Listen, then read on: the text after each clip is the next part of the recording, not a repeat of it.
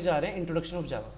हम क्या क्या डिस्कस करने वाले हैं, हम ये देखने जा रहे हैं कि पूरे जावा के कोर्स में जो मेजर मेन टॉपिक्स है वो क्या क्या होंगे, जावा किसने इंट्रोड्यूस करी, जावा की हिस्ट्री, उसमें बेनिफिट्स क्या है, जावा क्यों यूटिलाइज हो रही है, और कुछ और क्वेरीज जो हम डिस्कस करने जा रहे हैं इस लेक्चर के अंदर। ठीक है, तो सबसे पहले हम देखते हैं introduction to Java. Introduction to Java कुछ ऐसा बोलता है कि Java is a high level object oriented programming language. मतलब जावा हाई लेवल मतलब जहां पे कुछ डेवलप हो पाता है, जहां पे सॉफ्टवेयर, वेबसाइट या कुछ प्रैक्टिकल लाइफ यूजेस है। तो जावा एक ऐसी प्रोग्रामिंग लैंग्वेज है जिसका अपने आप में एक प्रैक्टिकल लाइफ यूजेस है। जावा को यूज करके हम वेबसाइट बना सकते हैं, सॉफ्टवेयर बना सकते हैं, और भी काफी सारी चीजें हैं जो जावा से बन सकती है। The main major factor is that कि जावा ऑब्जेक्ट ओरिएंटेड है। मतलब जावा का जो पहला प्रोग्राम बनेगा वो भी ऊप्स के इस्तेमाल से ही बनेगा। बिना ऊप्स के यूज किए हम जावा का प्रोग्राम नहीं बना सकते। It was developed by Sun Micro System in 1995। तो जो कंपनी ने इसको डेवलप किया उसका नाम था सन माइक्रो सिस्टम, 1995 में। It is design to be platform independent. ये बहुत बड़ा एडवांटेज है जावा का कि जावा एक ऐसी प्रोग्रामिंग लैंग्वेज है जो किसी भी प्लेटफॉर्म पे, किसी भी ऑपरेटिंग सिस्टम पे रन हो सकता है, चाहे से वो ऑपरेटिंग सिस्टम मैकओएस हो, लिनक्स हो, यूनिक्स हो या विंडोज हो।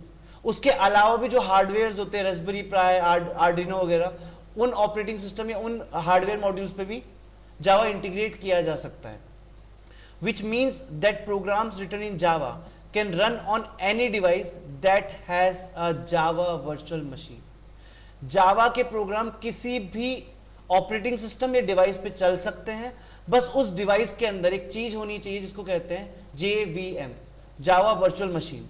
तो जावा वर्चुअल मशीन एक ऐसा चीज है या एक ऐसा सॉफ्टवेयर बोल दीजिए जो क्या करता है, आपके हार्डवेयर पे जावा अनेबल करता है कि अब आपका हार्डवेयर जावा सपोर्ट कर सकता है। किसी भी कंप्यूटर सिस्टम या किसी भी डिवाइस में अगर जेवीएम नहीं है तो उसमें जावा के कोड्स नहीं रन हो सकते हैं। Now features of Java. पहला फीचर जो कि हमने देखा that is object oriented. Everything in Java is an object. Java supports principle like inheritance, encapsulation and polymorphism. Java में जो भी चीज है वो किस पे सपोर्टेड है, ऊप से सपोर्टेड है।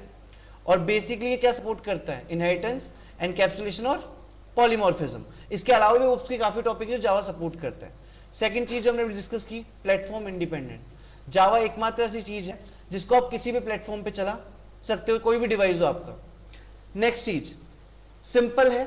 अगर कंपैरेटिवली मांगे सी और सी प्लस प्लस के कंपैरिजन में, जो इसके पहले दो लैंग्वेज आई, सी और सी प्लस प्लस में पॉइंटर्स थे, स्ट्रक्चर्स थे, एरेज थे, ये थोड़े कॉम्प्लिकेटेड टॉपिक थे जिनके सिंटेक्स थोड़े टफ होते थे।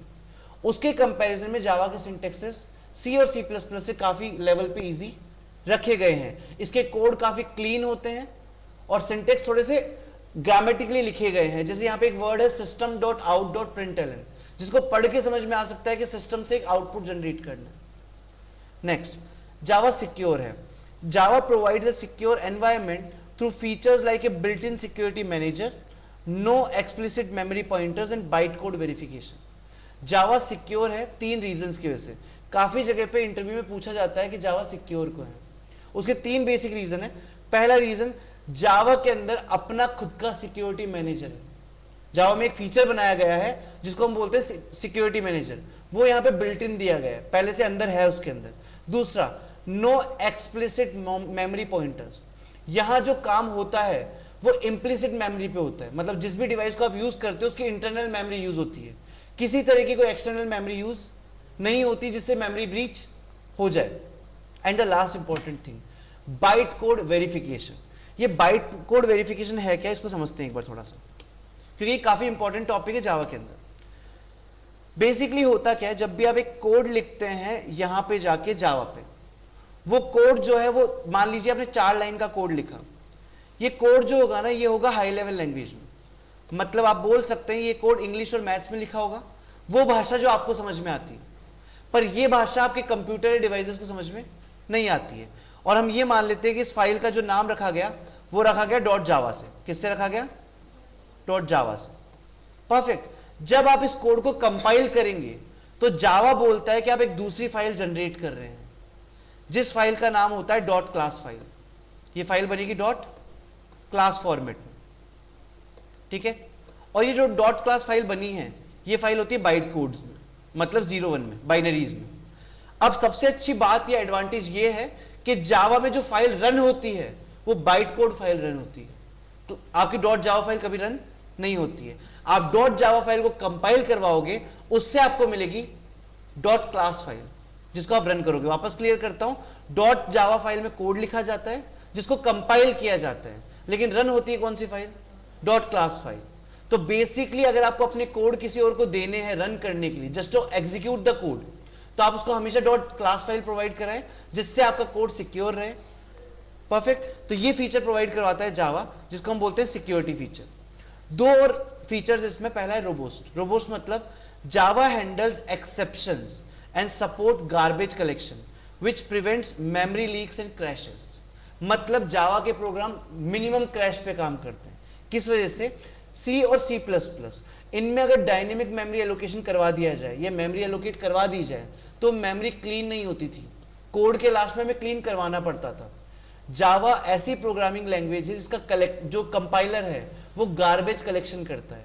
मतलब अगर कोई कोड रन हो गया, उसने कोई मेमोरी छोड़ दी है फ्री, तो उसको ऑटोमेटिकली क्लीन कर देगा, जिससे क्रैश नहीं होते हैं। इस फीचर को बोलते हैं robust. Next feature is called as multi threaded. Java provides built in support for multi threading, allowing programs to perform multiple tasks simultaneously। C और सी प्लस प्लस के कोड्स जो थे वो कुछ ऐसे थे कि वहां पे हम एक कोड लिखेंगे, उसका सिंगल आउटपुट आएगा। यहां पे आपका जो कोड है वो मल्टीपल टास्क परफॉर्म कर सकता है। मतलब एक साथ आपके सॉफ्टवेयर में मल्टीपल काम या मल्टीपल टास्क परफॉर्म हो सकते हैं। ये फीचर भी हमको किसने दिया? जावा ने।